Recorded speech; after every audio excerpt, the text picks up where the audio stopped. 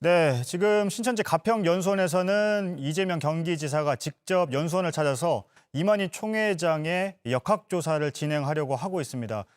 이만희 총회장은 자신이 음성 판정을 받았다고 했고 또 신천지 측은 이미 판정을 받았기 때문에 더 이상의 검사는 필요 없다고 했는데요.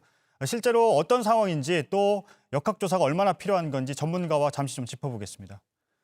예, 대한예방의학회 코로나19 대책위원장인 국립암센터의 김호란 교수가 나와 있습니다. 안녕하세요. 일단 이만희 총회장은 지난달 29일에 검사를 해서 음성 판정을 받았다고 했습니다. 그리고 결과지도 공개를 했는데요. 지금 이재명 경기지사가 현장으로 간 걸로 봤을 때는 역학조사는 진행이 안 된 걸로 보이는데 역학조사가 필요한 상황인가요?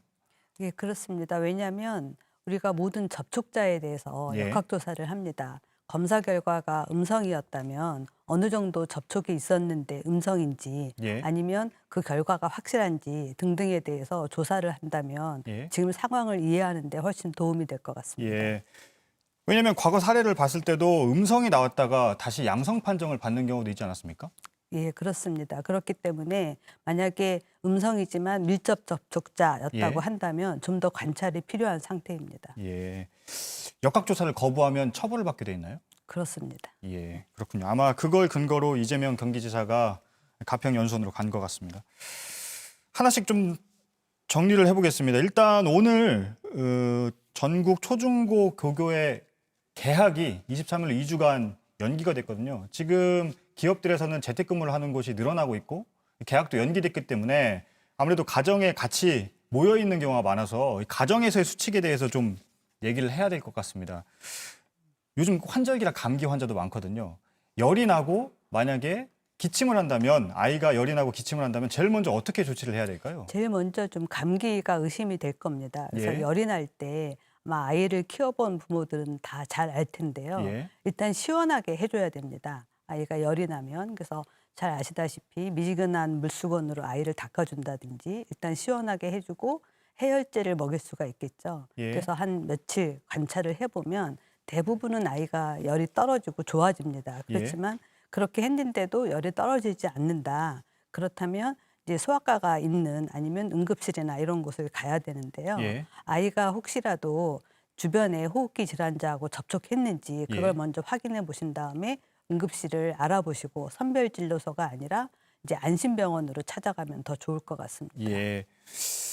그래서 감기하고 이 코로나19의 초기 증상하고 중복되는 경우가 많아서 구별이 쉽지가 않은데 이런 얘기가 나옵니다. 콧물이 나면 코로나19가 아니다. 이런 얘기가 나오는데 어떻습니까? 콧물이 코로나에서 흔하지는 않다고 하지만 예. 그렇다고 해서 콧물이 나온다고 해서 코로나가 아니다. 그렇게 보기는 어렵습니다. 어차피 예. 호흡기 질환이기 때문에 다양한 질환의 증상이 나타납니다. 예. 그리고 3, 4일 정도 해열제를 먹고 좀 지켜봐야 된다고 하셨는데 감기라면 3, 4일 동안 지켜본 다음에 치료를 받아도 되는데 만약에 코로나19로 의심됐을 경우에는 3, 4일 집에서 지켜보는 동안 또 다른 전파 우려도 있거든요. 가정에서 지켜야 할 수칙들이 좀 있을까요? 예, 코로나일 경우에는 아마 증상이 더 좋아지지 않고 예. 뭐 고열이 난다든지 뭐 숨이 가쁘다든지 증상이 더 심해지면 병원으로 당연히 가셔야 되고요. 예. 그렇지만 젊은 사람들이 코로나라고 하더라도 대부분 가볍게 앓고 지나가기 때문에 증상이 점점 좋아질 수가 있습니다. 예. 예, 그래서 이제 본인이 접촉 경험이 있거나 한다면 검사를 해봐야 될 거고요. 만약에 확진을 받았다. 그렇다고 한다면 당연히 이제 집에서 대기하는 것보다 병원에 간다거나 아니면 이제 뭐 생활 치료센터를 가야 되겠죠. 그렇지만 예. 조심해야 될 게 초기에 바이러스가 많이 나오면서 감염이 쉽게 이루어집니다. 그래서 가족들도 절대 조심하셔야 됩니다. 알겠습니다. 마스크 문제가 계속 이어지고 있는데요. 여러 번 뭐 다루기도 했습니다만 다시 한번 좀 여쭤보겠습니다. 며칠까지 사용이 가능한 겁니까? 마스크는 오염 정도에 따라서 예. 다르기 때문에 뭐 며칠을 쓸 수 있다 이렇게 딱 말하기는 어렵습니다만 예. 어쨌든 지금 생산되는 양과 우리가 쓸 수 있는 양을 생각해 보면 전 국민이 하루에 하나씩은 쓸 수가 없습니다. 그렇죠.